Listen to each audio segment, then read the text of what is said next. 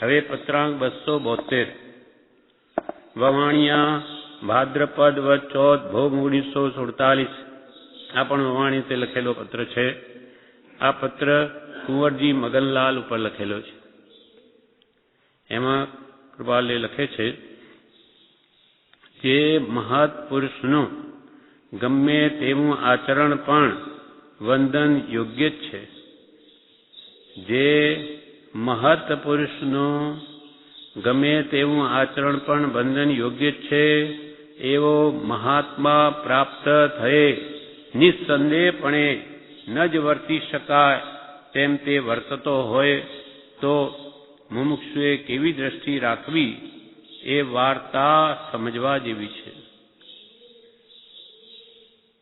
લીખી અપ્રગટ સત, બસ આ 2 લીટીનો જ પત્ર છે. લિખતન કોણ છે? અપ્રગટ સત, જેને સત પ્રગટ છે પણ દુનિયા નહીં સમજી શકે. અપ્રગટ છે પુરુષ, કેમ કે એવો કર્મનો ઉદય છે. લીખી અપ્રગટ સત, અઢી લીટી છે આ પત્રની. જે મહત પુરુષનું ગમે તેવું આચરણ પણ વંદન યોગ્ય જ છે. જેમ કે ચક્રવર્તીઓ હવે લડાઈ પણ કરતા હોય. 16માં શાંતિનાથ ભગવાન ચક્રવર્તી પણ હતા અને તીર્થંકર પણ હતા. 17માં કુંથુનાથ ભગવાન એ પણ ચક્રવર્તી હતા અને તીર્થંકર પણ હતા. 18માં હરનાથ ભગવાન એ પણ ચક્રવર્તી પણ હતા અને તીર્થંકર પણ હતા. હવે ચક્રવર્તીને 6 ખંડ પર આજ્ઞા મનાવવી પડે. લડાઈઓ પણ થાય, કોઈને માને તો આપણે જોનારને શું લાગે, આ કઈ મહાત્મા છે, આવા લડાઈઓ કરે? પણ એ બધું ઉદયાધીન થઈ રહ્યું છે.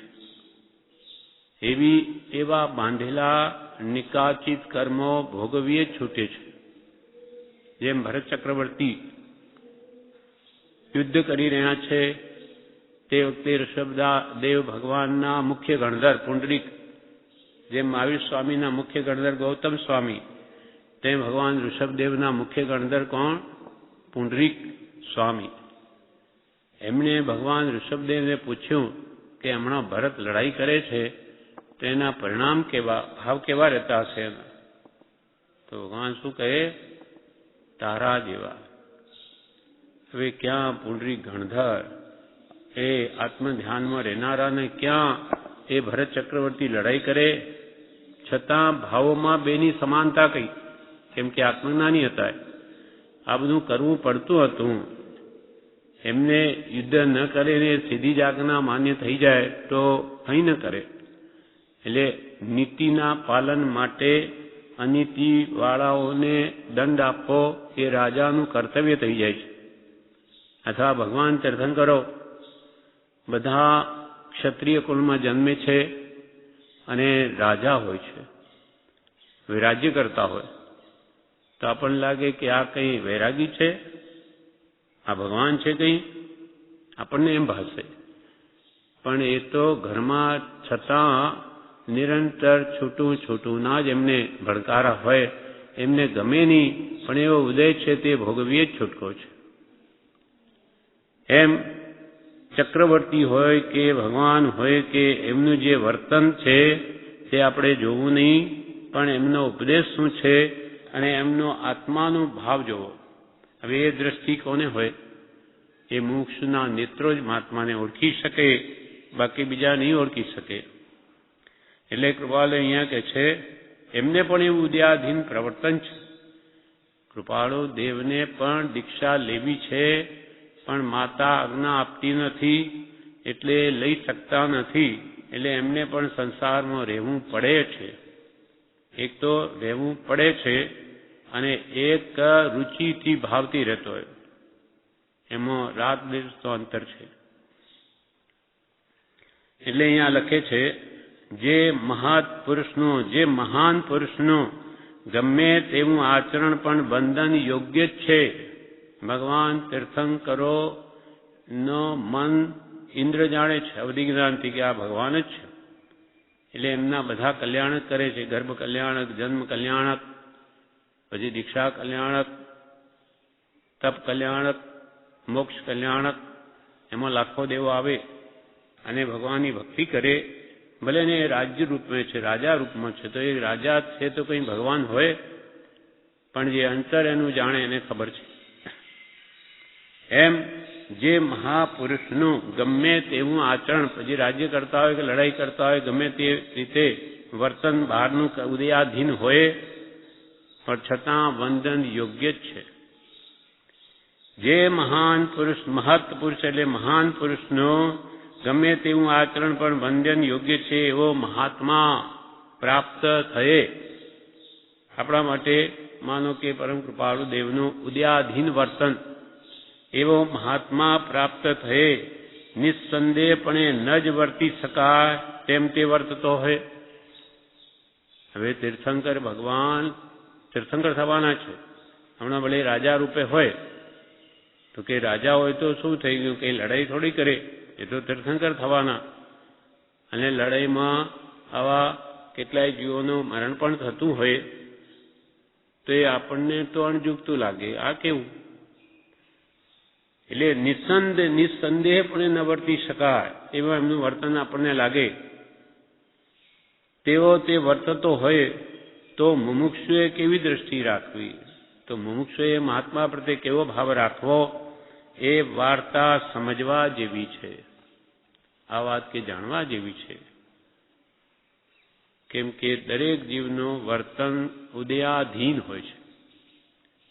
કર્મના ઉદય જેવા આવ્યા હોય તે પ્રમાણે એમનું વર્તન હોય છે.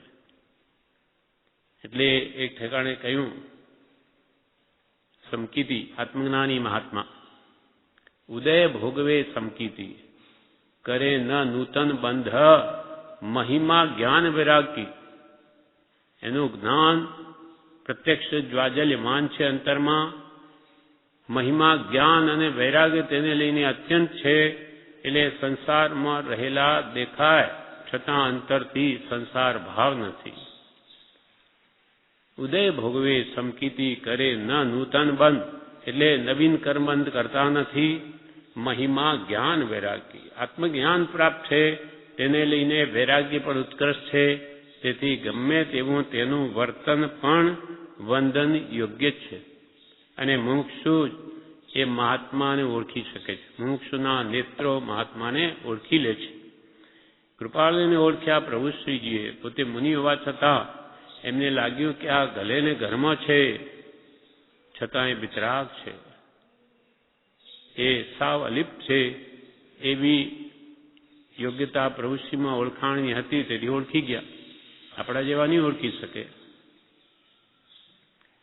જે મહત પુરુષનું ગમે તેવું આચરણ, એટલે કે ઉદયાધીન હોય, ગ્રસ્તાવસ્થામાં હોય, કે રાજ્ય કરતા હોય, કે લડાઈ કરતા હોય, તેવા મહાત્મા પ્રત્યે નિસ્સંદેહપણે ન જ વર્તી શકાય તેમ તે વર્તતા હોય.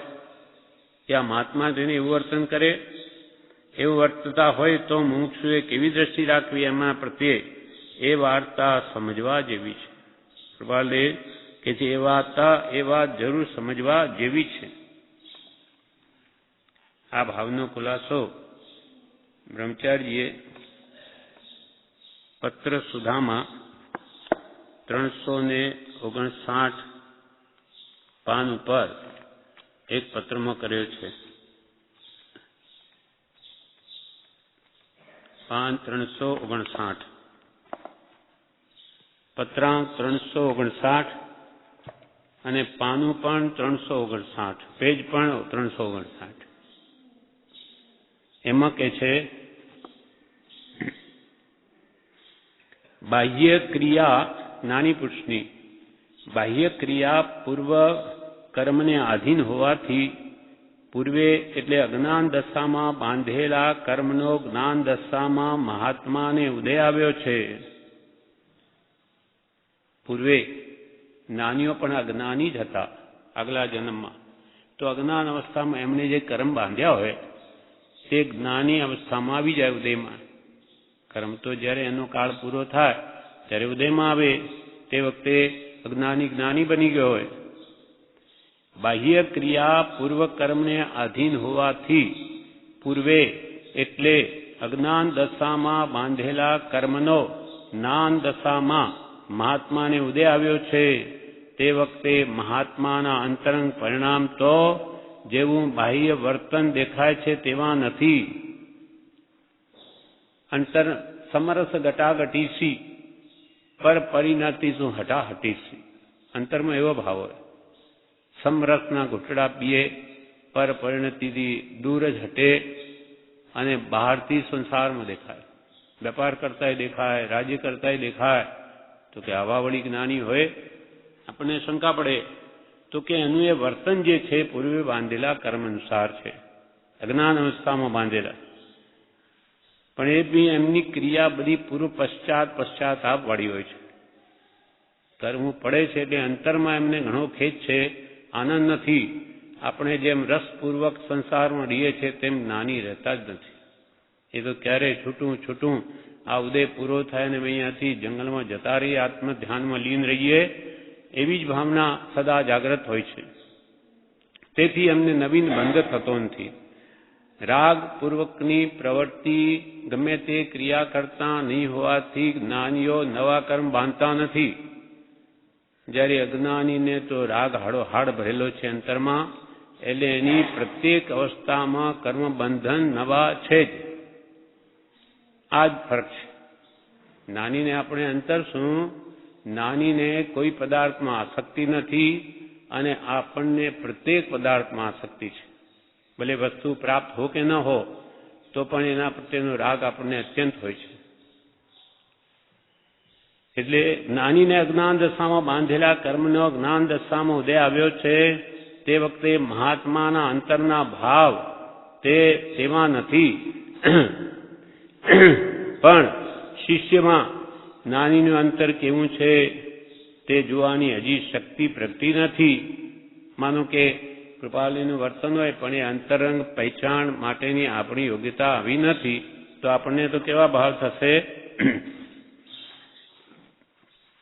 કૃપાલીનું અંતર જુદું હોય પણ આપણને તો બહારનું વર્તન દેખાય, અથવા બહારથી સાધુ અવસ્થા હોય, મુનિવેશ હોય અને અંતરમાં સંસાર પરિણામી હોય, તો આપણે તો શું માનીશું? આ તો મહાત્મા છે. આપણે તો બહાર વેશની ઓળખાણ છે, અંતરનો ભાવ આપણે ઓળખી શકતા નથી. તેથી આ કહે છે કે જ્ઞાનીને અંતરમાં છૂટવાની ભાવના છે. બાહ્ય વર્તન જુદું છે અને છૂટવાની ભાવનાથી આત્મજ્ઞાન પ્રત્યે લક્ષ્ય રાખી અંતઃકરણમાં પશ્ચાતાપપૂર્વક વર્તે છે. જ્ઞાની જે કંઈ પણ વર્તન સંસારમાં કરે એ પૂર્વ પશ્ચાતાપ વાળી જ ક્રિયા હોય છે, રસપૂર્વકની હોતી નથી. પણ શિષ્યમાં માનો કે આપણે કૃપાલના શિષ્ય હોઈએ અને આપણને એમ લાગે કે જ્ઞાની અંતર કેવું છે તે જોવાની શક્તિ તો હજુ આપણા આવી નથી. તેથી તો તે શિષ્ય એમ માને છે કે હું પણ આવા નિંદવા લાયક કર્મને ત્યજી શકું તેમ છું, તો મહાત્મા તેનો ત્યાગ કેમ કરતા નથી? જેમ કે ભગવાન તીર્થંકરો અને ચક્રવર્તીઓ લડાઈ કરે તો હું લડાઈ ને કરું, હું આ કઈ લોહીના નદીઓ વાવું, તો આ આવું કરે તો એ કઈ ભગવાન થઈ ગયા? એમ હું નહીં કરી શકું એવું જ્ઞાનીમાં જોવા મળે તો આ જ્ઞાની કેમ કહેવાય? શિષ્યમાં આવા નિંદવા લાયક કર્મ, શિષ્યમાં જ્ઞાનીનું અંતર કેવું છે તે જોવાની શક્તિ હજુ પ્રગટી નથી. તેથી તે શિષ્ય તો એમ માને છે કે હું પણ આવા નિંદવા લાયક કર્મને ત્યજી શકું તેમ છું, તો મહાત્મા તેનો ત્યાગ કેમ કરતા નથી? શું મોહને લઈને તેમનું જ્ઞાન નાશ પામ્યું હશે? તો એમને મોહ થઈ ગયો, પર પદાર્થમાં એમનું જ્ઞાન જતું રહ્યું હશે? વગેરે તર્કોથી તેને ગુરુનું આચરણ નિસ્સંદેહપણે ન વર્તી શકાય તેવું લાગે છે. આચરણ બહારનું બરોબર નથી એટલે જ્ઞાની કેમ કહેવાય એવું લાગે છે. પરમ કૃપાલદેવ કહેતા કે લોકોનો શો વાંક કાઢવો? લોકોને શું વાંક કાઢવો કે ભાઈ એમને ઓળખાણ નથી જ્ઞાનીની? નાના છોકરા પણ ત્યાગ કરી શકે તેવો ત્યાગ અમારામાં ન દેખાય તો લોકોને શ્રદ્ધા થવામાં કે ટકી રહેવામાં દુર્ઘટતા પડે એમાં નવાઈ શી છે? કૃપાલ કે અમારું વર્તન રાત્રે માનો પાણી પીવું પડે કોઈ રોગના કારણે તો આપણને વિચાર આવે કે નાનો બાળક પણ આવું તો છોડી શકે ને તું નાની ના ત્યાગી શકે? એવું જો દેખાય તો લોકોને શ્રદ્ધામાં કે ટકી રહેવામાં દુર્ઘટતા પડે એમાં નવાઈ શી છે? એ તો વારનું જેવું જોઈએ એવું જ એમને લાગશે. આ જ્ઞાનીને દયા આવવાથી જણાવ્યું છે. કૃપાલદેવ પોતાની વાત કરી, અમારું આવું બાળક જેવું વર્તન ન હોય તો લોકોને શ્રદ્ધા કેમ ટકી રહે? એમ કૃપાલદેવ પોતાને દયા આવવાથી આવું જણાવ્યું છે. પણ મુમુક્ષુએ કેવી દ્રષ્ટિ રાખવી એ પ્રશ્ન છે. જ્ઞાનીનું વર્તન તો ઉદયાધીન છે, પણ આપણને જન્મ મરણથી છૂટવું છે અને જ્ઞાનીના કયા પ્રમાણે ચાલવું છે, તો આપણે એમના પ્રત્યે કેવી દ્રષ્ટિ રાખવી તે કહે છે. તે અહીંયા પ્રશ્ન છે. મુમુક્ષુએ તો એવા મહાત્માનો મને યોગ થયો છે તે મારા મહાભાગ્ય છે એમ માનવું. એમનું જીવન, એમનો બોધ, ઉપદેશ, એમની જેમ કે કૃપાલદેવના આવા પત્રો, એવી મોક્ષમાળા વગેરેની રચનાઓ, આવું પવિત્ર જીવન બીજું બધું જોવું અને એ વચનો દ્વારા મારા આત્માનો ઉદ્ધાર થઈ શકે છે કે નહીં આપણે એ જોવાનું. એનું વર્તન જોવા કરતાં એમનો ઉપદેશ શું છે એ જોવું. મુમુક્ષુએ તો એવા મહાત્માનો મને યોગ થયો છે તે મારા મહાભાગી છે માનું. મારું અજ્ઞાન તેમની કૃપાથી દૂર થઈ મને આત્મજ્ઞાન તેમની કૃપાથી થનાર છે, તો મારે તેમના બોધમાં લક્ષ્ય રાખવો છે. મારે વર્તન જોવા કરતાં એમનો ઉપદેશ શું છે, એ રાગદ્વેષ કરવાનું કહે છે, એ કસાય ભાવો કરવાનું કહે છે કે દૂર કરવાનું કહે છે, આપણે એ જોવાનું. એમના બોધ તરફ લક્ષ્ય આપો. આચરણ અને સમજણમાં ફેર હોય, પણ મને સમજણ ઉપકારી છે. એમના આચરણ કોઈ કારણસર નહીં થઈ શકતા હોય, જેમ કે કૃપાલદેવને ગ્રસ્થાશ્રમમાં રહેવું પડ્યું, તો આપણે એમ નહીં સમજવું કે ભાઈ કૃપાલદેવ બી ગ્રસ્ત જ હતા ને એટલે આપણે ગ્રસ્તપણું તો અંગીકાર કરવું જ પડે એવું નથી. આપણી જેવી શક્તિ, જેવો ભાવ, એમણે કહ્યું કે ભાઈ ગ્રસ્ત થવાનું, તો વાત જુદી છે. એ તો કે તમે ત્યાગી શકતા હોય તો સર્વશ્રેષ્ઠ છે, બ્રહ્મચારી રહો, ઘણી ઉત્તમ વાત છે. એથી પણ તમે બધું ત્યાગીને સર્વસંગ પરિત્યાગ કરી દો તો વધારે શ્રેષ્ઠ છે. એમ કહેતા નથી કે એ કરવું જ નહીં, પણ યોગ્યતા વિના નહીં. તમારી જેવી યોગ્યતા પહેલા જુઓ, પછી તે પ્રમાણે ત્યાગ ગ્રહણ કરો, એમાં કોઈ ના નથી.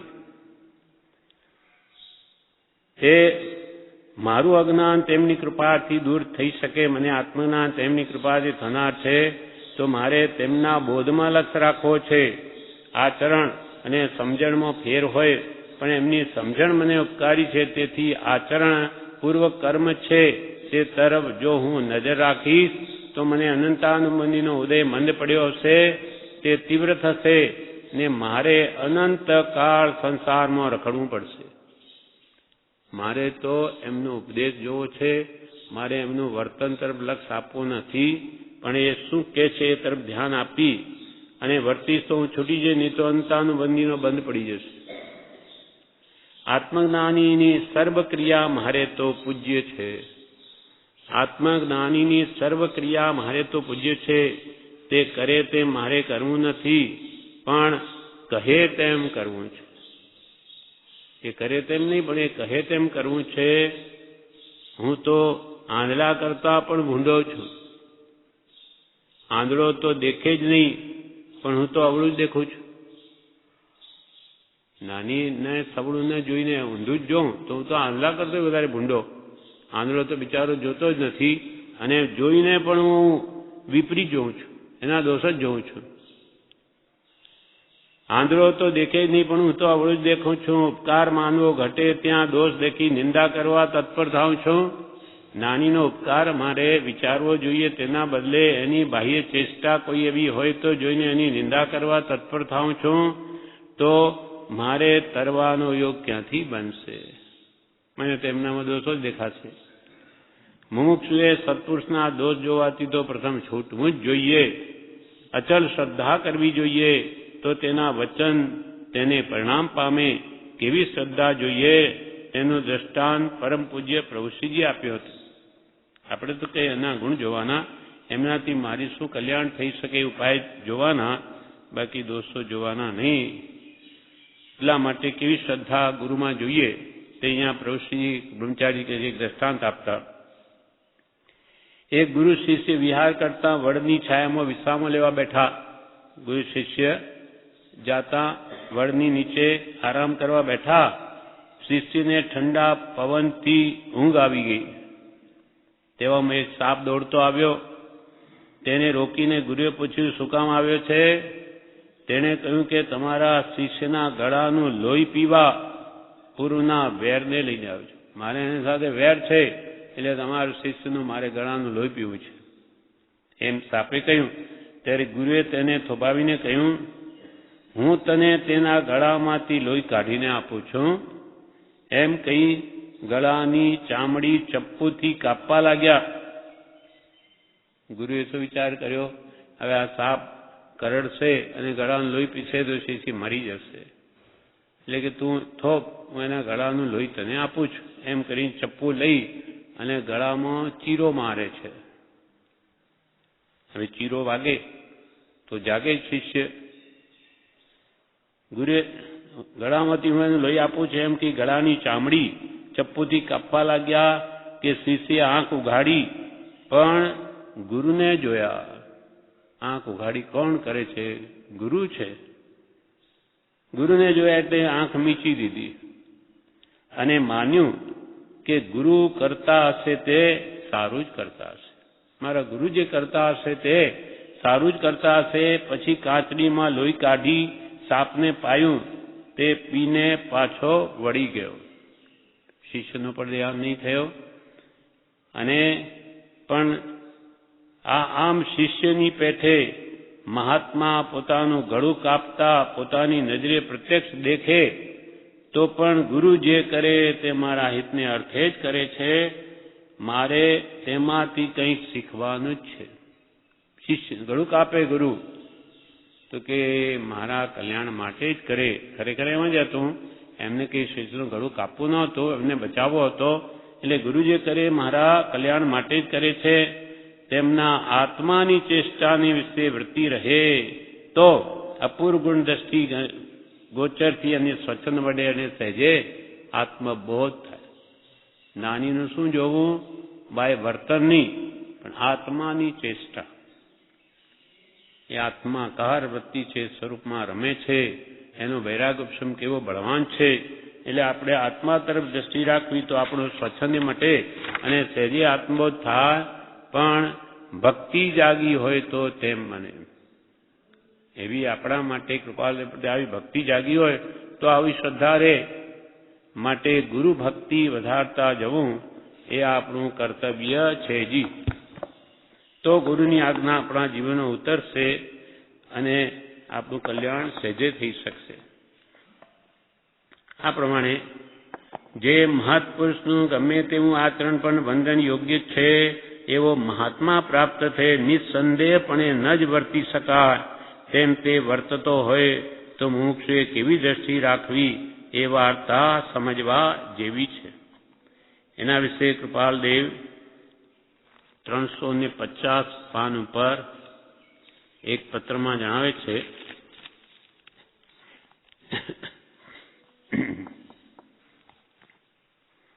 પત્રાંક 401 આમાં લખે છે કૃપાલદેવ, તમારા જાણવામાં આવ્યું હોવું જોઈએ કે અત્ર અમારું જે રહેવું થાય છે તે ઉપાધિપૂર્વક થાય છે. મણીલાલ એમ લખ્યું છે કે મુંબઈ આવવા માટે મણીલાલ બોટાદવાળા જેને દીક્ષા લેવી હતી એ કૃપાલને લખે છે મારે મુંબઈ આવવું છે તમારી પાસે. તો કૃપાલજી એમને લખે છે, તમારા જાણવામાં આવ્યું હોવું જોઈએ કે અમે આ મુંબઈમાં રહીએ છીએ. અમારું જે રહેવું થાય છે તે ઉપાધિપૂર્વક થાય છે. તમે અહીંયા આવશો ને જોશો કે આ તો શું, આ જ્ઞાની ગુરુ છે, આવા ધંધા કરીને આ તો સંસાર માંડી બેઠા છે, એ કોઈ ગુરુ કે ભગવાન હોઈ શકે? એટલે તમે અમારું અહીંયા જે રહેવું થાય છે તે ઉપાધિપૂર્વક થાય છે, અને તે ઉપાધિ એવા પ્રકારથી છે કે તેવા પ્રસંગમાં શ્રી તીર્થંકર જેવા પુરુષ વિશેનો નિર્ધાર કરવો હોય તો પણ કઠણ પડે, વિકટ પડે. તીર્થંકર ભગવાન થવાના હોય અને એ સંસારમાં રાજ્ય કરતા હોય કે આ યુદ્ધ કરતા હોય તો આપણને મનાય નહીં કે ભાઈ આ ભગવાન છે, બેસતું નથી આપણને. ત્યાં આપણને શંકા પડે એમના પ્રત્યે. તો અમારે અહીંયા આવશો ને આવી ઉપાધિ જોશો એ તમને ઉડતો બીજો ભાવ થશે. એના કરતો ડુંગર દૂરથી રળિયામણા, પહાડ હોય ને દૂરથી જોઈએ તો હરિયાળીને બધું સુંદર દેખાય, પછી એકદમ ત્યાં જઈને જોઈએ ત્યાં બધા પથરા દેખાય. ડુંગર ઉપર ચડીએ તો આમાં શું છે, આ શું સુંદરતા, આ બધા ખડબચરા બધા પથરા પડ્યા છે. એટલે કહેવાય ડુંગર છે તે દૂરથી જ રળિયામણા. એમ તમે દૂર છો તો તમારી શ્રદ્ધા ટકી રહેશે, એ આવીને જોશો તો વળી બીજો ભાવ આવશે. તમારા જાણવામાં આવ્યું હોવું જોઈએ કે અત્ર અમારું જે રહેવું થાય છે તે ઉપાધિપૂર્વક થાય છે, અને તે ઉપાધિ એવા પ્રકારથી છે કે તેવા પ્રસંગમાં, અમારા જેવા પ્રસંગમાં શ્રી તીર્થંકર જેવા પુરુષ વિશેનો નિર્ધાર કરવો, નક્કી કરવું, શ્રદ્ધા કરવી હોય તો પણ વિકટ પડે. કારણ કે અનાદિકાલથી માત્ર જીવને બાહ્ય પ્રવૃત્તિ અથવા બાહ્ય નિવૃત્તિનું ઓળખાણ છે. અનાદિકાલથી જીવ કોને ઓળખે કે ભાઈ બહારથી મુનિ થઈને બેઠા એટલે તો એ તો ભગવાન અથવા મહાત્મા. પછી અંતરથી ભલે સંસારી કરતો મન ખરાબ હોય, એ તો ભાઈ ત્યાગી છે. અને સંસારીનું મન ભલે મુનિ જેવું હોય તો આપણે નહીં ઓળખી શકીએ, એ તો કે સંસારી છે. એમ અનાદિકાલથી સંસારી જીવોની ઓળખાણ જ્ઞાનીની બાહ્ય પ્રવૃત્તિ અને બાહ્ય નિવૃત્તિ ઉપર છે. બહારની ઉપાધિ કરતા હોય આપણી જેમ તો જ્ઞાની નહીં, અને ઉપાધિ છોડીને બેઠા હોય તો જ્ઞાની. એવી આપણી ઓળખાણનો મીટર છે, થર્મામીટર. એમ કૃપાલુ કે છે, કારણ કે ઓળખાણ કેમ નહીં પડે? કારણ કે અનાદિકાળથી માત્ર જીવને બાહ્ય પ્રવૃત્તિ અથવા બાહ્ય નિવૃત્તિનું ઓળખાણ છે, અને તેના આધારે જ તે સત્પુરુષ અસત્પુરુષ કલ્પતો આવેલ છે. કે ભાઈ બહારથી નિવૃત્તિ લઈને બેઠા હોય તો જ્ઞાની, અને પ્રવૃત્તિમાં હોય તો અજ્ઞાની. એવી આ જીવની અનાદિકાળની બુદ્ધિ છે, ઓળખાણની. કદાપી માની લો કોઈ સત્સંગના યોગે, કોઈ સત્સંગથી પ્રભુશ્રી જેવાના સમાગમથી કદાપી કોઈ સત્સંગના યોગે જીવને આ સત્પુરુષ છે એવું જાણવામાં આવે છે. જાણવામાં આવે કે હા કૃપાલદેવ આત્મા છે, તો પણ પછી તેમનો બાહ્ય પ્રવૃત્તિરૂપ યોગ દેખીને જેવો જોઈએ તેવો નિશ્ચય રહેતો નથી. પ્રભુશ્રી જેવાનું ઓળખાણ થઈ, પ્રભુશ્રી કે આ જ્ઞાની પુરુષ છે, આપણને આવું જોઈએ તો કે બેસતું નથી. દેવકણજીને બેસતું નહોતું પહેલા, એ જ્ઞાની કેમ હોઈ શકે? એમ દેવકણજી મહાત્મા નહોતું બેસતું, પણ એક સમય એવો આવ્યો અને જ્યારે ઓળખાણ કૃપાલયની પડે છે ત્યારે દેવકણજી શું કે હવે કૃપાળુ દેવના દીકરાઓના ઘોડિયા ઝુલાવીશું, પણ સંદેહ ન પામીએ કે આ સાચા જ્ઞાની પુરુષ છે. એવી દ્રઢ શ્રદ્ધા થઈ ગઈ, હવે એમના ઘોડિયા ઝુલાવીશું અમને, પણ અમને શંકા નહીં થાય. એવી શ્રદ્ધા થઈ ગઈ ત્યારે કે રસ ચાખ્યો, ફળ પાક્યો, હવે આજ્ઞા વડીએ સદા સુખી રહીશું. એમ સત્સંગથી ઓળખાણ થઈ હોય તો પણ એ તકવી દુર્લભ છે, અથવા તો નિરંતર વધતો એવો ભક્તિભાવ નથી રહેતો. એમના પ્રત્યે કૃપાલદેવ પ્રત્યે ભક્તિભાવ રહેવો મુશ્કેલ પડે, અને વખતે તો સંદેહને પ્રાપ્ત થઈ જીવ તેવા સત્પુરુષના યોગને ત્યાગી જેની બાહ્ય નિવૃત્તિ જણાય છે એવા અસત્પુરુષને દૃઢાગ્રહે સેવે છે. તમે કહો છો કૃપાલદેવ જ્ઞાની છે, અમને તો બેસતું નથી. એના કરતો તો પેલા મહાત્મા કેવા ત્યાગી છે, જુઓ, પેલો સંસાર છોડીને બેઠા. પછી અસદગુરુને પકડી લે, કેમ કે એની શ્રદ્ધા ટકવી મુશ્કેલ થઈ પડે છે. અને વખતે તો તે જ્ઞાની પ્રત્યે સંદેહને પ્રાપ્ત થઈ જીવ તેવા અસત્પુરુષના યોગને સત્પુરુષના યોગને ત્યાગી જેની બાહેતી નિવૃત્તિ છે, સાધુ થયેલા છે, બધું છોડી દીધેલું છે, એવી બાહ્ય નિવૃત્તિ જેની જણાય છે એવા અસત પુરુષને દઢાગ્રહે સેવે છે. જયસિંહભાઈ શેઠના ઘરે મુંબઈમાં કૃપાલદેવ મોક્ષમાળા છપાવવા માટે રહ્યા હતા, ત્યારે એવા પ્રશ્નોત્તર થતા કે એ એવા ઉત્તર આપે ક્ષોભક્ષમ વડે, એટલું બધું જ્ઞાન વિશાળ હતું. તે જયસિંહભાઈ શેઠને થયું કે ઓહો, આ તો કેવા પુરુષ છે, જાણે મહાવીર ભગવાનનું હૃદય જાણ્યું એવી વાત કરે છે. એટલે એમના ગુરુની જે સ્થાનકવાસીના ઉપરી હતા એમણે જઈને કહ્યું કે અમારા ઘરે એક મહેમાન આવ્યા છે, એ શ્રીમદ રાજચંદ્ર કરીને એ જે પ્રશ્નના ઉત્તર આપે છે જાણે મહાવીરનું હૃદય જાણીને એવા ઉત્તર આપે છે. હવે એ સાધ્વીજીને શું થયું કે આ જયસિંહભાઈ શેઠ તે વખતે મોટા શેઠ હતા, આશ્રમના સૌથી પહેલા પ્રમુખ બી એ જ હતા, આદ્ય પ્રમુખ. તો સાધ્વીજીને થયું કે એ શેઠનું મન એમના પ્રત્યે આકર્ષિત થયું છે, એટલે શું ભૂરકી નાખી, ગમે તેવા છે પણ આ તો નહીં ને, વેશ તો નથી ને, વેશ વગર પૂજ્યપણું શાનું? ગમે તેવા છે, ભલે ક્ષોભક્ષમ હોય કે ભલે મહાવીરના હૃદય એવી વાત કરતા હોય, પણ દીક્ષા તો નથી લીધી ને, તો એ પૂજવા યોગ્ય કેમ? એમની વાત કેમ માનવી?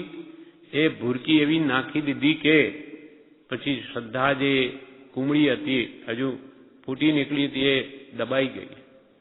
પાછા 20 વર્ષ પછી પાછા પ્રભુશ્રીજી મળે છે, તે વખતે જે એમની ભક્તિ અને સત્સંગથી ફરી એમને શેઠને મેળાપ થાય અને ફરી જાગૃતિ આવે અને કૃપાલદેવ પ્રત્યે અનન્ય ભક્તિ પ્રગટે છે, ત્યારે શેઠે એમ કહ્યું કે મેં આ મારા ઘરે જ આવ્યા હતા, શ્રીમદ એમને મેં જમાડેલા, એમના પ્રત્યે એવો ભક્તિભાવ મને ઉત્પન્ન થયેલો, પણ મને તે સાધ્વીએ મારી નાખ્યો, એવું ઝેર રેડ્યું કે મારી શ્રદ્ધા ફરી ગઈ, સાધ્વીએ મારી નાખ્યો. એ તો આપ મળ્યા એટલે મારી વળી કે જીવન મારું ધન્ય બની ગયું, તમારી શું દશા થાય?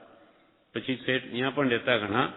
એમ આવા અસદગુરુને બાહ્ય ત્યાગ જોઈને એને પછી સેવે, એટલે કૃપાલદેવ કહે છે કે પછી સંદેહને પ્રાપ્ત થઈ તેવા સત્પુરુષના યોગને તો ત્યાગી દે અને બાહ્ય નિવૃત્તિ જેની જણા એવા અસત પુરુષના દ્રઢ આગ્રહે સેવે છે. દ્રઢ આગ્રહે, અમારા ગુરુ તો એ જ.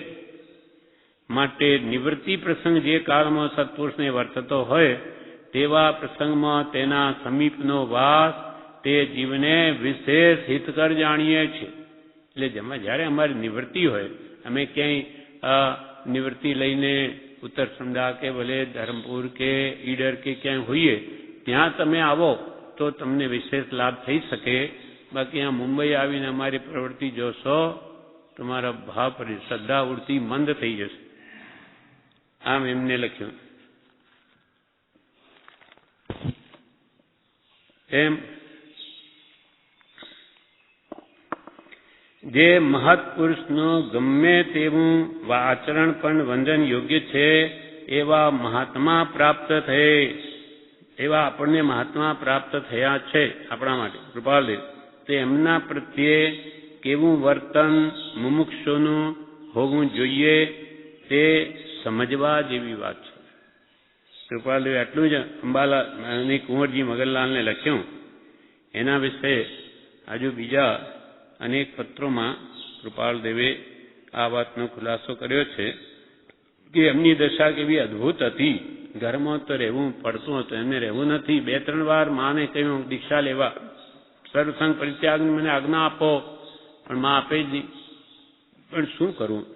રડે, હું તમારા વિના નહીં રહી શકું, મને બહુ મોહ છે તમારા ઉપર.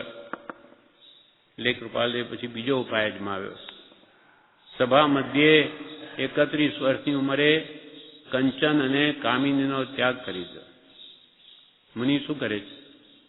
કંચન અને કાંતાનો ત્યાગ કરે. તે કૃપાલય કરી દીધો 31 વર્ષની ઉંમરમાં સભા મધ્યે. પછી આવા જંગલોમાં વિશેષ જાય, રહે, 6 મહિના બહાર રહે, ધંધામાંથી નિવૃત્ત કરવા ભાગીદારોને કીધું છોડે નહીં કે તમારા તો નહીં, ભલે અહીંયા રો ઓછા વધતા કંઈ નહીં, તમારે સલાહ સૂચન તો આપવું પડશે. એમને પણ જાણ્યું કે હવે એવો ઉદય બળવાન છે, કરવું શું? એટલે સલાહ સૂચન આપતા પછી તો તબિયત બગડી, એટલે આપોઆપ બધું.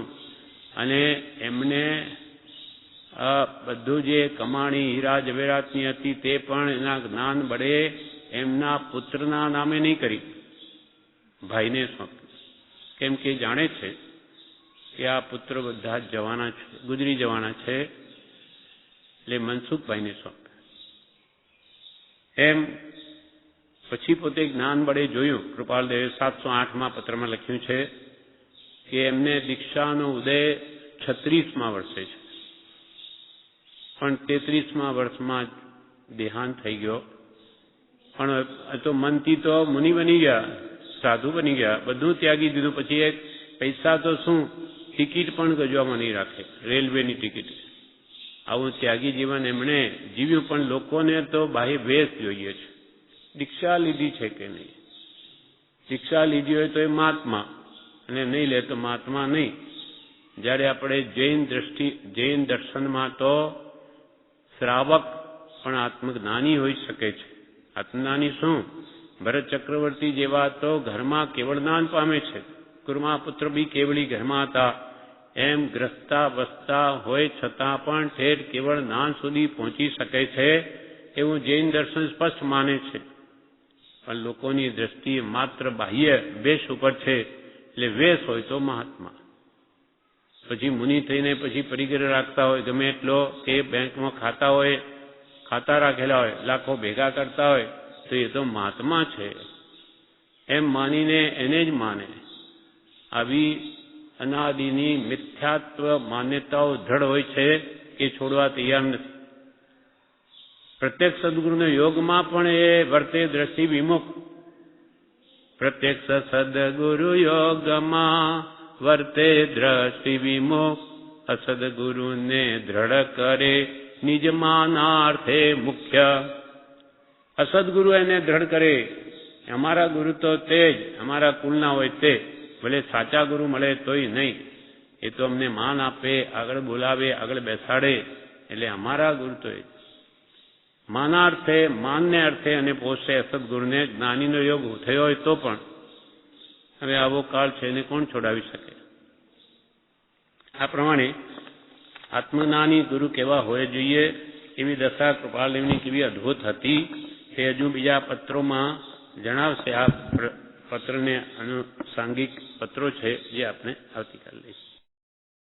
વચનામૃત પત્રાંક 272 વવાણિયા ભાદ્રપદ 14 ભૌમ 1947. આ પત્રાંક કાલે આપણે વાંચતા હતા.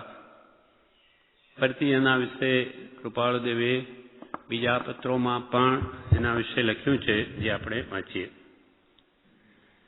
જે મહત પુરુષનું ગમે તેવું આચરણ પણ વંદન યોગ્ય છે, એવો મહાત્મા પ્રાપ્ત થયે નિસ્સંદેહપણે ન જ વર્તી શકાય તેમ તે વર્તતો હોય તો મુમુક્ષુએ કેવી દ્રષ્ટિ રાખવી, એ વાર્તા સમજવા જેવી છે.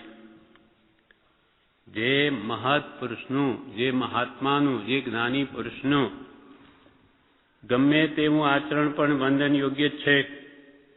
જેમ કે ભગવાન મહાવીર હોય કે શાંતિનાથ હોય કે કુંથુનાથ હોય કે અરનાથ હોય, એ ચક્રવર્તી પણ હતા, તો લડાઈઓ પણ કરતા હતા, છતાં પણ એનું વર્તન અંતરથી તે સાવ જુદા છે. ઉદયાધીન તે માત્ર પ્રવૃત્તિ છે, અંતરથી સાવ જુદા. આત્મામાં રમનારા, જેમ કે તીર્થંકર ભરે રાજ્ય કરતા હોય, રાજા હોય, આપણને લાગે તો રાજા છે, ન્યાય કરતા હોય તો આપણને એમ લાગે કે કેમ કોઈને દુઃખ થાય એમ કેમ કહી દીધું. ન્યાય પ્રવર્તવા માટે એમને એ રીતે વર્તવું પણ પડે, પણ છતાં એની પ્રવૃત્તિ અંતરથી જુદા હોય. એટલે અહીંયા કૃપાલુ કે છે, જે મહત્પુરુષનો, જે મહાન જ્ઞાની પુરુષનો ગમે તેવું આચરણ પણ વંદન યોગ્ય જ છે. એમનો ગમે તેવો કર્મનો ઉદય હોય તે વંદન યોગ્ય છે. એવો મહાત્મા પ્રાપ્ત થયે આપણા માટે પરમ કૃપાળુ દેવ.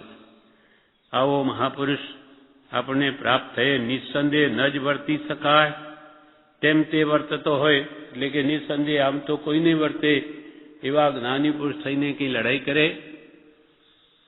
તો મુમુક્ષુએ કેવી દ્રષ્ટિ રાખવી એ વાર્તા સમજવા જેવી છે. આપણા માટે કૃપાળદેવ એ વ્યવસાય કરે, વેપાર કરે, ગ્રહસ્થપણું છે, એટલે આપણને લાગે કે એટલા બધા જ્ઞાની પુરુષ હોવા છતાં આ શું વેપારમાં બેઠા છે.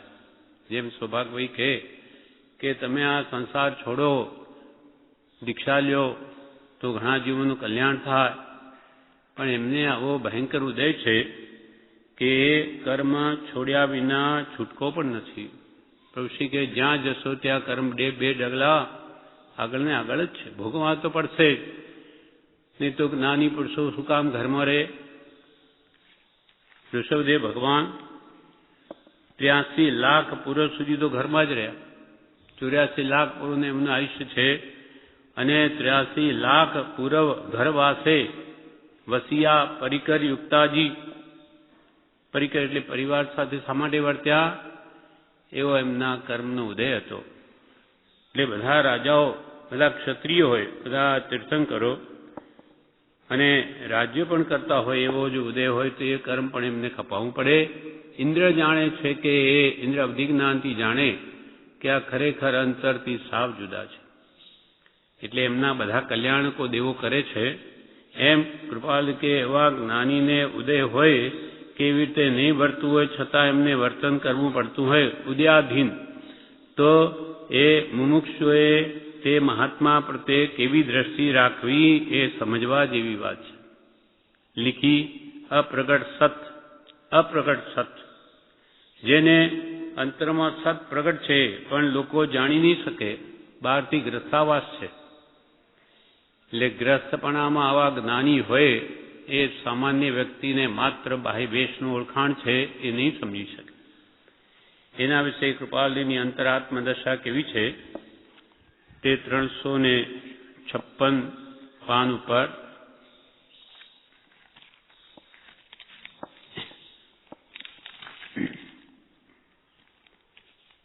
જણાવે છે. પત્રાંક 415 એમાં કે છે, કોઈ પણ જાતના અમારા આત્મિક બંધનને લઈને અમે સંસારમાં રહ્યા નથી. કોઈ પણ જાતના અમારા આત્મિક બંધનને લઈને અમે સંસારમાં રહ્યા નથી.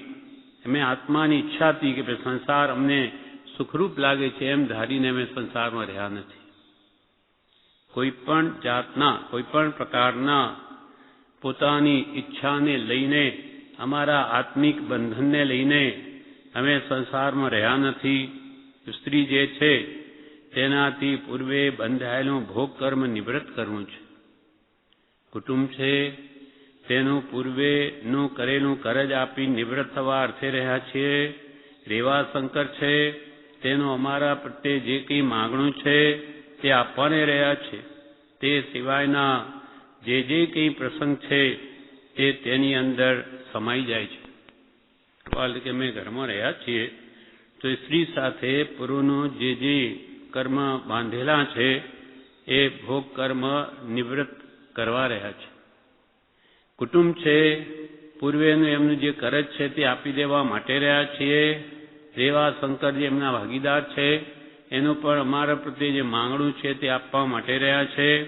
તે સિવાયના જે કંઈ અમારા પ્રસંગ છે તે તેની અંદર સમાઈ જાય છે. એટલે કે ભાઈ બહેન સગા વહાલા પ્રત્યે જે અમારું લેણું દેણું છે એ બધું પૂરું કરવા માટે રહ્યા છે.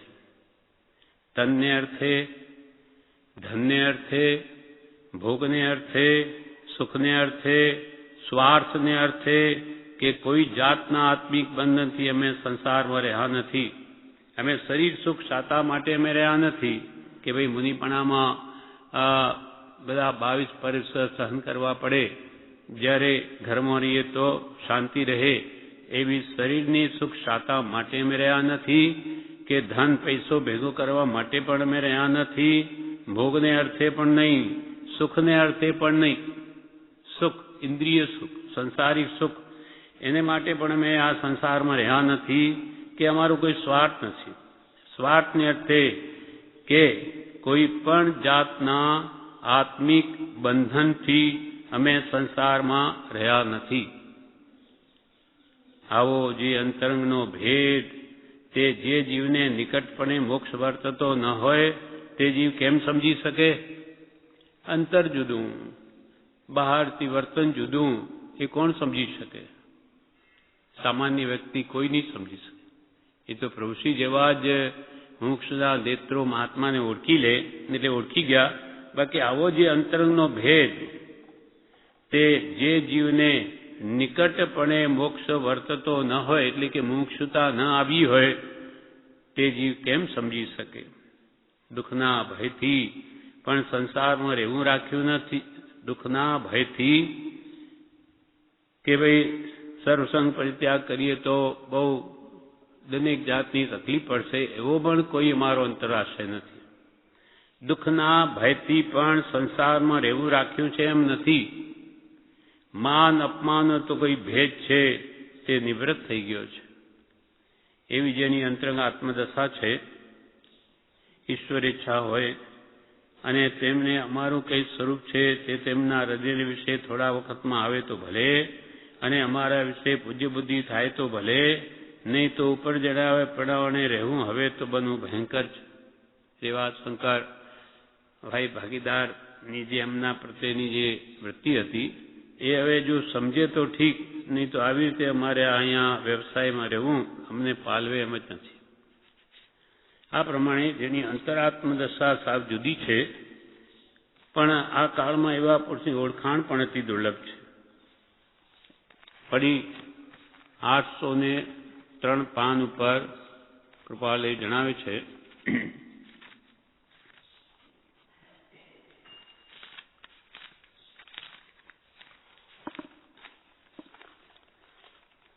પાનું 803, હાથ નોંધ પહેલી, ક્રમાંક 38, તેમાં લખે છે,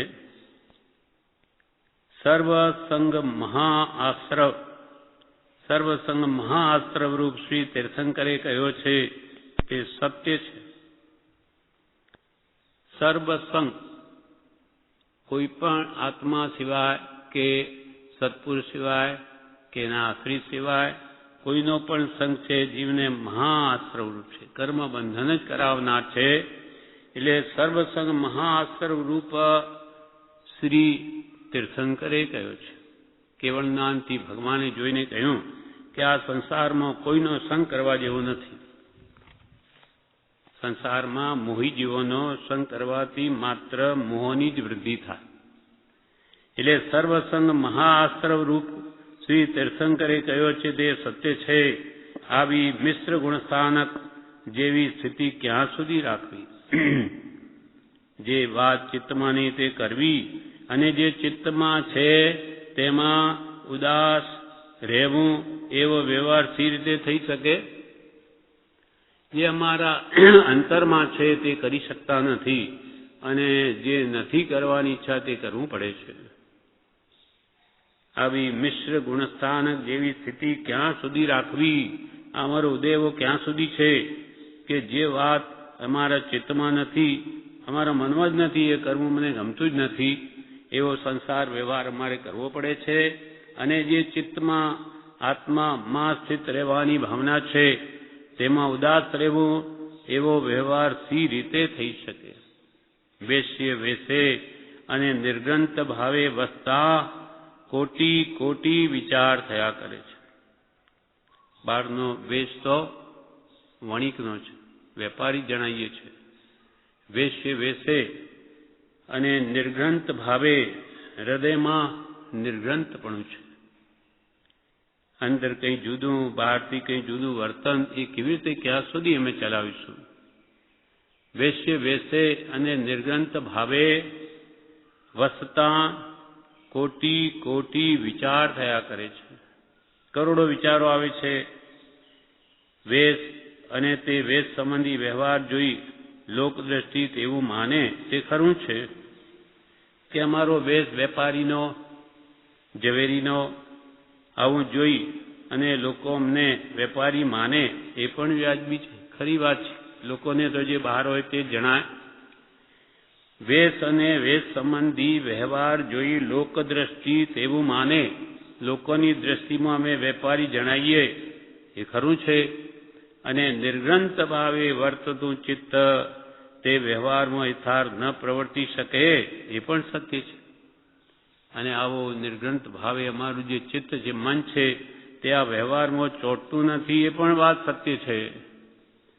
અને નિર્ગ્રંથ ભાવે એટલે મોહરહિત ભાવે જેની મિથ્યાત્વની ગ્રંથિ ગળી ગઈ,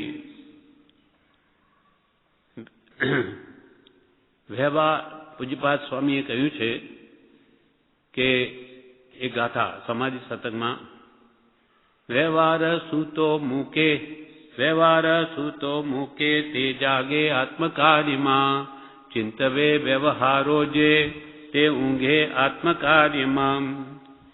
વ્યવહારને જે સૂતો મૂકે ને આત્માર્થને મુખ્ય કરે તે આત્મ કલ્યાણમાં જાગૃત છે. અને રોજ વ્યવહારને કેમ લોકોને કેમ સારું લાગે એમ વ્યવહાર જ ચિંતવતો હોય તો તે ઊંઘે આત્મકાર્યમાં. તો અમારે આ બે કામ કેવી રીતે કરવા? જો પેલી બાજુ મન ન લગાડીએ તો એ કાર્ય થતું નથી.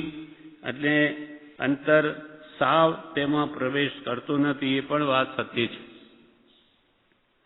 વેશ અને તે વેશ સંબંધી વ્યવહાર જોઈ લોકદ્રષ્ટિ તેવું માને ખરું છે. અને નિર્ગ્રંથ ભાવે વર્તતું ચિત્ત તે વ્યવહારમાં યથાર્થ ન પ્રવર્તી શકે એ પણ સત્ય છે. તે માટે એવા બે પ્રકારની એક સ્થિતિ કરી વર્તી શકાતું નથી. કેમ કે પ્રથમ પ્રકારે વર્તતા નિર્ગ્રંથ ભાવથી ઉદાસ રહેવું પડે તો જ યથાર્થ વ્યવહાર સાચવી શકાય એમ છે. કે યથાર્થ રીતે વ્યવહાર જો પરિપૂર્ણ અમારે સાચવવો હોય તો અમારે નિર્ગ્રંથ ભાવથી ઉદાસ થઈને રહેવું પડે, ગૌણ કરવો પડે, આત્માર્થ ગૌણ કરવો પડે તો વ્યવહાર વ્યવસ્થિત રીતે થાય. અને જો આત્માર્થમાં અમે નિર્ગ્રંથ ભાવે જો વસીએ તો પછી વ્યવહાર ગમે તેવો થાય તેની ઉપેક્ષા કરવી ઘટે. આત્મકલ્યાણ તરફ વિશે ધ્યાન આપીએ તો મારો વ્યવહાર પછી ગમે તેમ થાય, એમાં પછી ભલીવાર ન આવે. જો ઉપેક્ષા ન કરવામાં આવે વ્યવહારની તો નિર્ગ્રંથ ભાવ હાનિ પામ્યા વિના રહે નહીં. જો અમે વ્યવહારની ઉપેક્ષા ન કરીએ, જો ઉપેક્ષા ન કરવામાં આવે તો નિર્ગ્રંથ ભાવ હાનિ પામ્યા વિના રહે નહીં. એટલે કે વ્યવહાર માટે નિર્ગ્રંથ ભાવની, આત્મભાવની ઉપેક્ષા કરવી પડે. તે વ્યવહાર ત્યાગ્યા વિના અથવા અત્યંત અલ્પ કર્યા વિના નિર્ગ્રંથતા યથાર્થ રહે નહીં. અને ઉદયરૂપ હોવાથી વ્યવહાર ત્યાગ્યો જતો નથી. વ્યવહાર અમે નહીં છોડીએ અથવા અત્યંત અલ્પ ન કરીએ તો અમારી આત્મભાવના વિશે જાગૃત રહેવામાં બાધક થાય છે. અને ઉદય એવો છે વ્યવહારનો કે ત્યાગ્યો જતો નથી. જેમ જેમ તે હડસેલીએ તેમાં વધે પણ ન ઘટે એક રંચરે. આ સર્વ વિભાવ યોગ મટ્યા વિના અમારું ચિત્ત બીજા કોઈ ઉપાય સંતોષ પામે એમ લાગતું નથી. આ આવી રીતની અમારી જે બેધારી તરવાર છે તો અમારે શું કરવું, કેમ વર્તવું, એ જ્યાં સુધી એનો કંઈ નિકાલ ના આવે ત્યાં સુધી અમારા ચિત્તમાં શાંતિ થાય એમ નથી, સંતોષ થાય એમ નથી. આ પ્રમાણે એમની અંતરંગ દશા સાવ જુદી છે. એવા પુરુષની આવી સ્થિતિ હોય તો એનું ગમે તેવું બીજું બાહ્ય વર્તન આપણે જોવું ન જોઈએ, પણ એમાંની અંતર આત્મદશા કેવી છે તે તરફ ધ્યાન આપી અને આપણા આત્માનું કલ્યાણ કરવું જોઈએ. કે એ પુરુષથી આપણે આત્મી શું થઈ શકે તે તરફ ધ્યાન આપવું જોઈએ. વળી કૃપાલદેવ પોતાની દશા વિશે પત્રાંક 414 પાનું 355 એમાં જણાવે છે,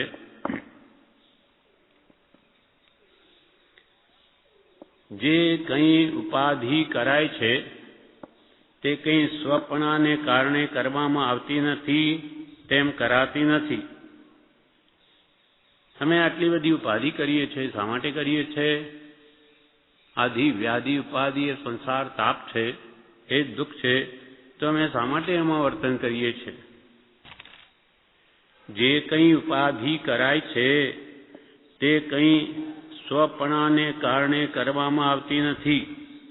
સ્વપણાને કારણે એટલે અમારા પોતા માટે કરવામાં આવતી નથી કે કરાતી નથી. જે કારણે કરાય છે તે કારણ અનુક્રમે ભેદવાયું એવું પ્રારબ્ધ કર્મ છે. અમારું એવું ઉદય છે, એવું પ્રારબ્ધ છે, એને લઈને અમે આવી આ વ્યવહાર કે વેપારમાં પ્રવૃત્તિ કરીએ છીએ. તે કારણ અનુક્રમે ભેદવાયું એવું પ્રારબ્ધ કર્મ છે. જે કંઈ ઉદય આવે તે અવિસંવાદ પરિણામે ભેદવું એવું જે જ્ઞાનીનું બોધન છે તે અમારે વિશે નિશ્ચલ છે. અમારે શા માટે એવી રીતે પ્રવર્તવું પડે? તો કે એવો અમારો પ્રારબ્ધ કર્મ છે અને જે ઉદય આવે તેને સમભાવે ભેદવો, સહન કરવું, સુખ કે દુઃખ, એવું જ્ઞાની પુરુષનો બોધ છે. તે અમારે વિશે નિશ્ચલ છે. જ્ઞાની પુરુષોએ કહ્યું છે કે તમારે સુખ દુઃખના જે પ્રસંગો આવે તે સમભાવે ભોગવી જ લેવા, એવો જ્ઞાની પુરુષનો બોધ છે. તે અમારે વિશે દ્રઢ છે, નિશ્ચલ છે. એટલે તે પ્રકારે વેદીએ છે. એટલે તે ગમે તેવી પરિસ્થિતિને અમે સંભાવે વેદીએ છીએ. તથાપી તો પણ જે ઉદય આવે તો વેદીએ છે, તો પણ ઈચ્છા તો એમ રહે છે કે અલ્પકાળને વિશે, એક સમયને વિશે જો તે ઉદય અસત્તાને પામતો હોય તો અમે આ બધામાંથી ઉઠી ચાલ્યા જઈએ એટલી આત્માને મોકળાશ વર્તે છે. એક સમય પણ મેં આ સંસારમાં નહીં રહીએ. જો ઉદય સમાપ્ત થતો હોય તે ક્ષણ પણ નહીં રહીએ. એક સમય માત્ર પણ મેં આ સંસારમાં નહીં રહીએ એવી અંતરમાં મોકળાશ વર્તે છે. એટલે અમને કોઈ પ્રિયતા સંસારમાં, અમને કોઈ રુચિ નથી. પણ આવા બધા જે કંઈ પણ લેણું છે દેણું છે એ બધું પતાવવા માટે, એ કર્મને પૂરું કરવા માટે અમે રહીએ છીએ. અમારી ઈચ્છા અંતરની તો એવી છે કે થોડા સમયમાં જ, એક સમયને વિશે જો તે ઉદય અસત્તાને પામતો હોય, ઉદય પૂરો થતો હોય, ઉદય ભોગવે સમકીતી પણ કરે નૂતન બંધ મહિમા જ્ઞાન વૈરાગ્ય. જ્ઞાન અને વૈરાગ્યને લઈને એ પૂર્વે બાંધેલા કર્મોને સમતાએ ભોગવે છે, પણ નવીન કર્મબંધ કરતા નથી. સમધિથી ન કરી પાવું. અને થઈ જાય તો અપસી હોય બંધો નિધમ ધસમ ન કુણી. અલ્પમાત્ર કર્મબંધ થાય પણ નિર્ધ્વંસ પરિણામ જ્ઞાનીને થતા નથી. કેમ કે અનંતાનુબંધી કસાય ક્ષય થઈ ગયા છે. કૃપાલજી તો ક્ષય સમકીતી છે, એટલે એમને કોઈ એવા કસાયો મૂળમાં જ નથી, અનંતાનુબંધી. તો એક સમયને વિશે પણ આ ઉદય સત્તાને પામતો હોય તો અમે આ બધામાંથી ઉઠી ચાલ્યા જઈએ એટલી આત્માને મોકળાશ વર્તે છે. આવી દશા છે. ફરી પાન 710 ઉપર જણાવે છે,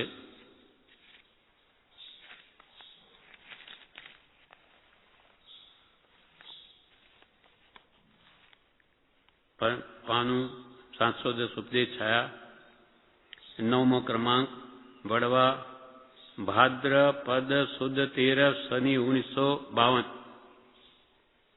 એમાં કૃપાળુદેવ વલ્લભાચાર્ય જે શ્રી કૃષ્ણના ભક્ત હતા તેમની વાત કહી છે.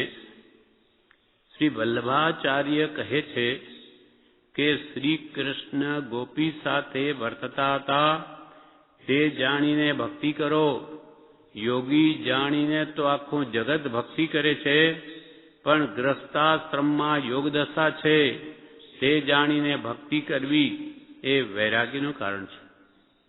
કે આખું જગત બહારથી ત્યાગી જોઈને તો ભક્તિ કરે, પણ શ્રી કૃષ્ણ રાધા એ સાથે રહે અથવા ગોપીઓ સાથે રહે એમ જાણીને એની ભક્તિ કરો. કે ગ્રસ્ત અવસ્થા છે છતાં પણ કેવી એની યોગ દશા છે અંતરથી. શ્રી કૃષ્ણ મહાત્મા પણ ક્ષાયક સમકીતી હતા, ક્ષાયક સમયદર્શી હતા. આખું જગત યોગી જાણીને તો ભક્તિ કરે, પણ ગ્રસ્તાશ્રમમાં યોગ દશા છે એવી જેની શ્રી કૃષ્ણની એમ જાણીને ભક્તિ કરવી એ વિશેષ વૈરાગ્યનું કારણ છે. ગ્રસ્તાશ્રમમાં સત્પુરુષ રહે છે તેનો ચિત્રપટ જોઈ વિશેષ વૈરાગ્યની પ્રતીતિ થાય છે. કે જંગલમાં જઈને તો મહાત્માઓ અલિપ્ત ભાવે માનો રહી શકે, પણ ઘરમાં રહીને આવી અલિપ્ત દશા રાખવી એ કંઈ સામાન્ય વાત નથી.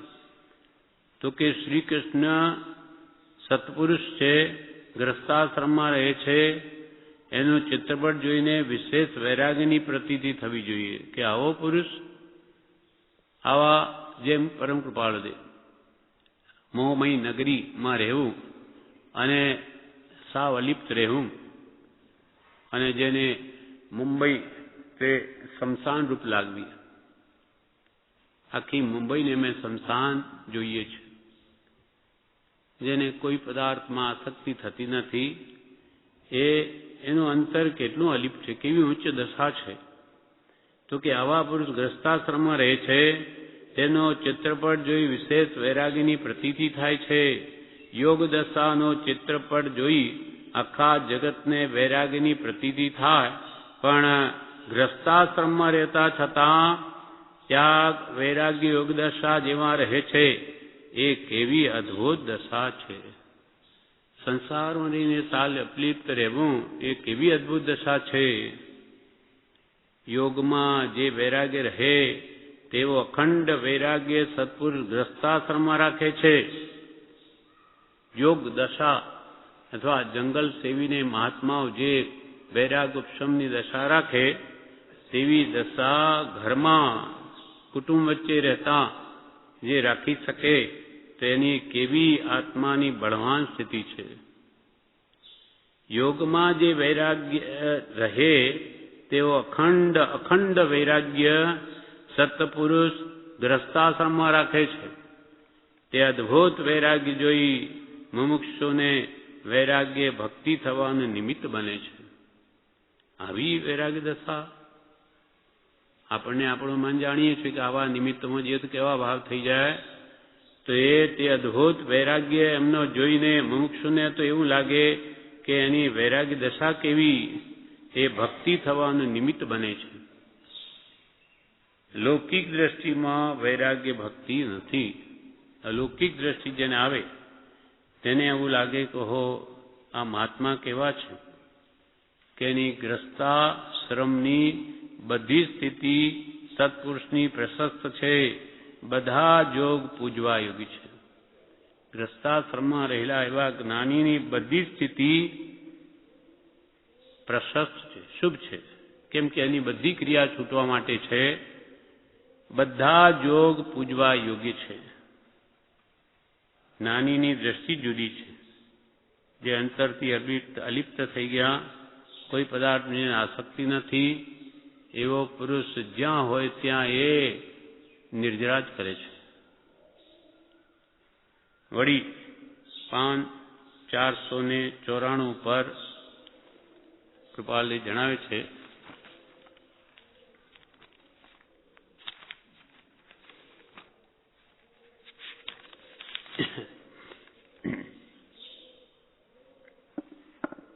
પત્રાંક 674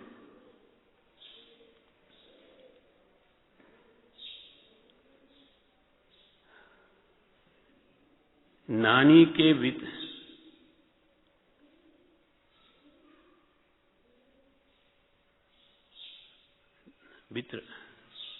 દૈહિક સ્વરૂપ તથા દૈહિક ચેષ્ટાઓનો વિષય નથી. અંતરાત્મ જ્ઞાન દશા કે વિતરાગ દશા છે તે મુખ્યપણે દૈહિક સ્વરૂપ કે દૈહિક ચેષ્ટાનો વિષય નથી.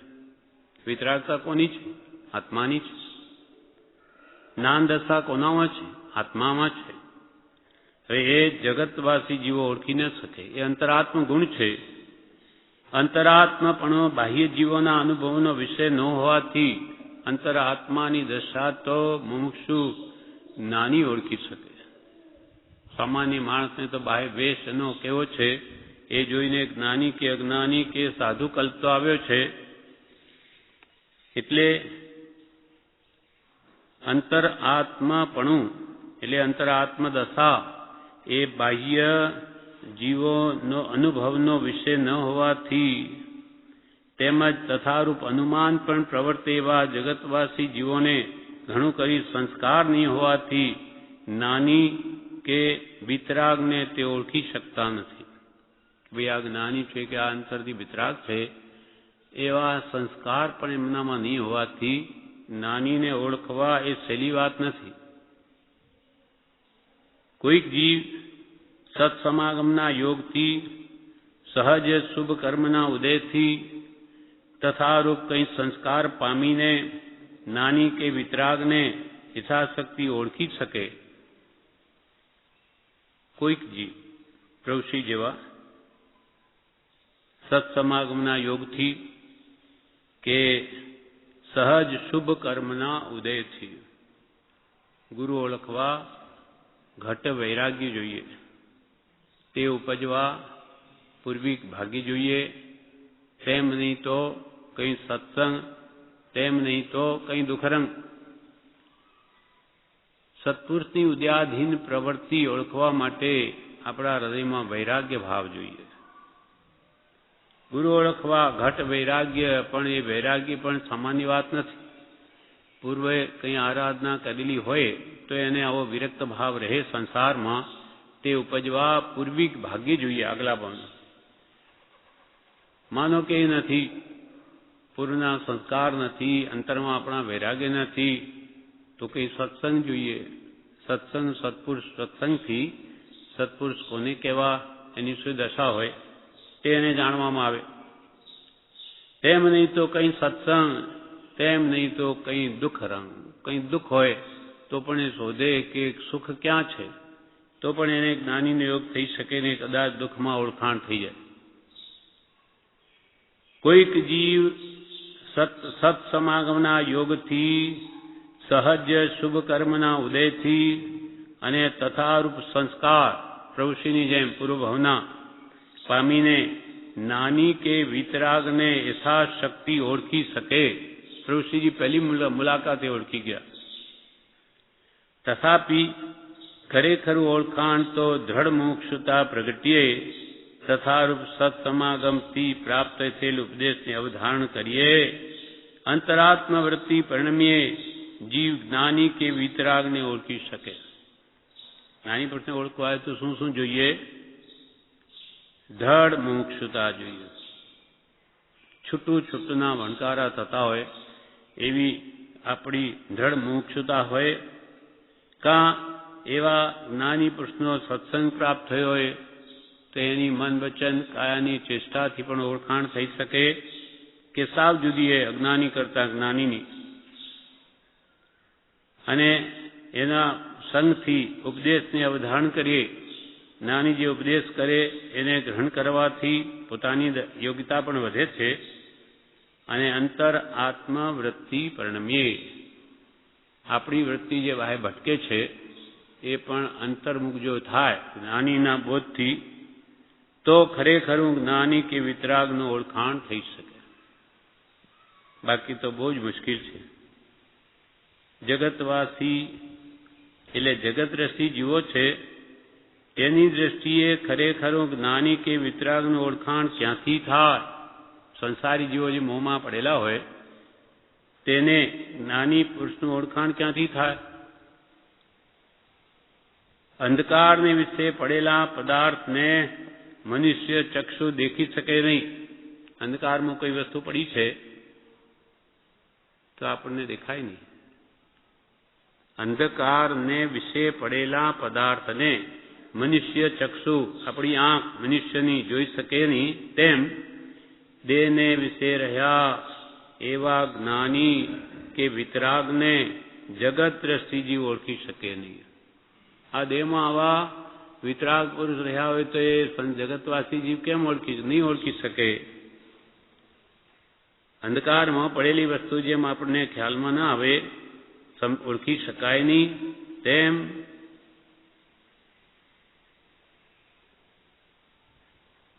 તેમ જગતવાસી જીવો જ્ઞાની કે વિતરાગને ઓળખી શકે નહીં.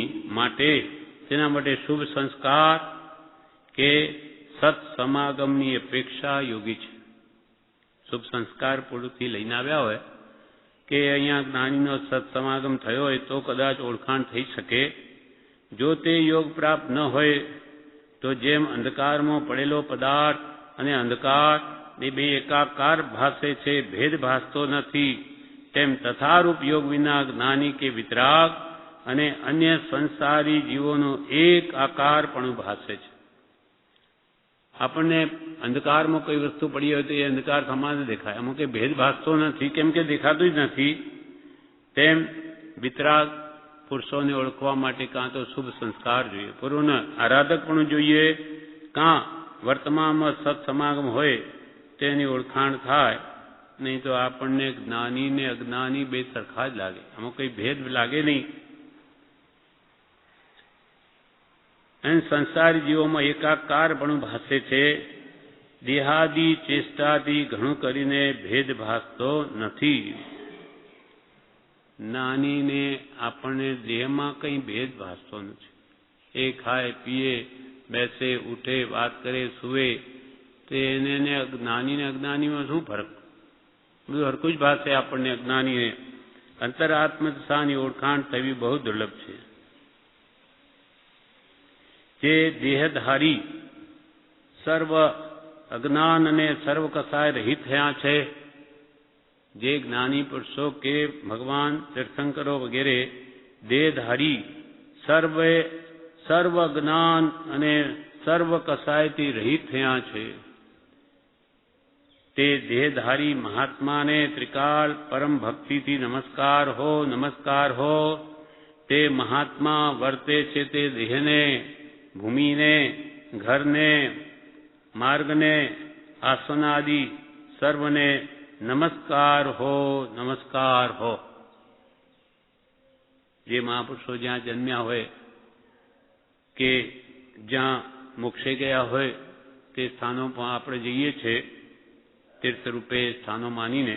ક્ષત્રિય કુંડ ભગવાન મહાવીરનો જન્મ સ્થાન, કે પાવાપુરી એમ નિર્વાણ સ્થાન છે. સમય શેખરજીમાં 20 તીર્થંકરો મોક્ષે ગયા. એ પડી કૃપાલદેવ વવાણિયામાં જન્મ્યા, પ્રભુશ્રી વટામણમાં જન્મ્યા, કે બ્રહ્મચારી બાનીમાં જન્મ્યા. ત્યાં પણ આપણે જઈએ છીએ, કેમ કે એ પુરુષોનું જે અચિંત્ય મહાત્મ્ય છે એ આપણા લક્ષમાં જ આવ્યું નથી. અચિંત્ય તો જે મહાત્મ્યનો પણ નથી પ્રફુલ્લિત ભાવ. એટલે કૃપાલે લખે છે કે તે જે દેહધારી પુરુષો દેહ છતાં એની દિશા વર્તે દેહાતીત, એવા પુરુષો જે સર્વ કષાયને અજ્ઞાનથી, અજ્ઞાન એટલે મિથ્યા દર્શનમાં, અને કષાય એટલે ચારિત્રમાં, એ બધાથી જે રહિત થયા છે, એવા દેહધારી મહાત્માને, દેહ છે પણ અંદરથી કષાયો બધા ગયા, મોહનીય કર્મ ગયું, તે મહાત્માને ત્રિકાળ પરમ ભક્તિથી નમસ્કાર હો. તે મહાત્મા વર્તે છે તે દેહને, એ શુદ્ધ આત્મા જે શરીરમાં વર્તે છે તેને, તે ભૂમિને, ઘરને, માર્ગને, આસનાદિ સર્વને નમસ્કાર હો. એટલે જ્ઞાની પુરુષોની અંતરાત્મ દશાનું અદ્ભુત મહાત્મ્ય છે, જે અજ્ઞાનીને ખ્યાલમાં આવવું જ દુર્લભ છે. આ પ્રમાણે આપણે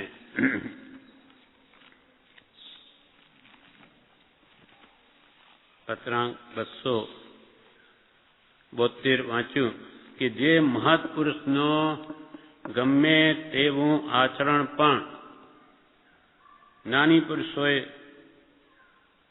બહારથી આચરણ એમનું જોવાનું નથી, એમાં અંતર જોવાનું છે. અંતર ચારિત્ર ગુરુરાજનું ભાંગે ભવસંતા.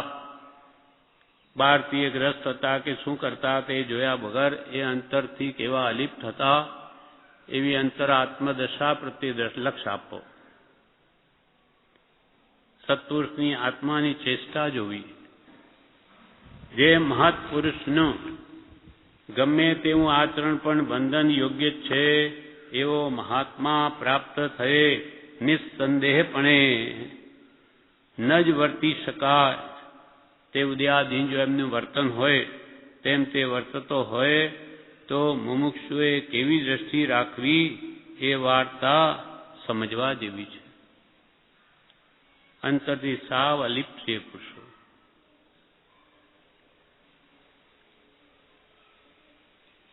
એમ